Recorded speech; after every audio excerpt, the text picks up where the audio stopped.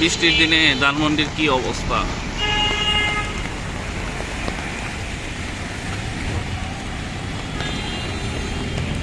রাস্তাঘাটের কি পরিস্থিতি। সকাল সকাল ধানমন্ডি এসে বললাম হসপিটালে ইবলেসিরাতে, রুগীকে ফিজিওথেরাপি দেওয়ার দরকার ছিল। সকাল সকাল চলে আসলাম। দেন বৃষ্টির দিনে ধানমন্ডির পরিস্থিতি কি রাস্তাঘাটের।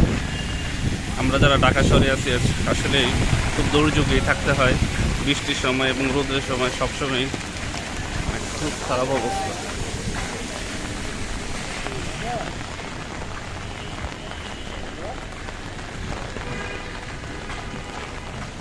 ঈদের আগ মুহূর্তে এমন বৃষ্টি হইলে তো খুব খারাপ অবস্থা।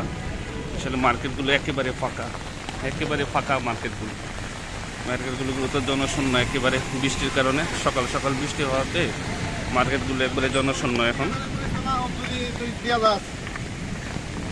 দেখেন মার্কেটগুলো একবারে ফাঁকা, কোনো ধরনের মানুষ নাই, রাস্তাঘাটে মানুষ নাই। আমরা যারা ছাতা নিয়ে বের হয়েছি বা ছাতা আছে ওদের আছে। মার্কেটগুলো একেবারে ফাঁকা, একবারে ফাঁকা মার্কেট।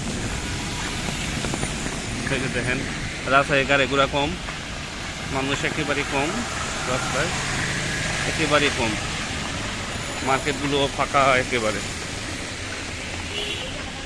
মানুষ অধিকাংশ মানুষ ওই যে বিদ্যুৎ লাইনের গাড়ি। আসলে মার্কেটগুলো একেবারে ফাঁকা হয়ে গেছে, একেবারে ফাঁকা, একেবারে ফাঁকা।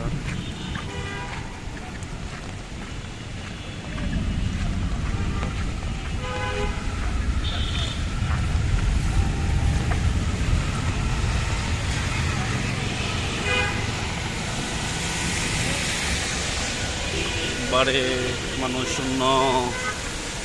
এখন কিছুটা গাড়ি বের হচ্ছে, বৃষ্টিটা কমতেছে, তাই কিছুটা গাড়ি বের হচ্ছে। আপনারা যারা মার্কেটে আসতে চান ধানমন্ডি বা কলাবাগান কমেন্টস করে জানাবেন। আমরা আসলে আমাদেরকে সবসময় পাবেন ইনশাল্লাহ। যারা আছেন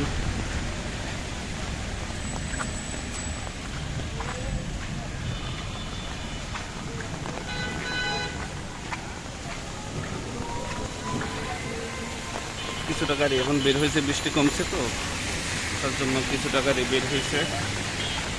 আপনারা যারা আসতে চান ধানমন্ডি বা কলাবাগান আপনারা আসতে পারেন। যে সামনে একটা বাটা শোরুম আছে, তুলনামূলকভাবে মানুষ অনেক কম, তো কিছু মানুষ বের হচ্ছে, অধিকাংশ মানুষই নাই। মার্কেট পুরো ফাঁকা হয়ে আছে, একেবারে মানুষ কম, একেবারেই কম। আপনারা যারা ঈদের শপিং এখনো বাকি আছে, যারা ঢাকায় আছেন আমাদের পরিচিত, আসলে আপনারা আসুন, সবাই মিলে একসাথে মার্কেট করি।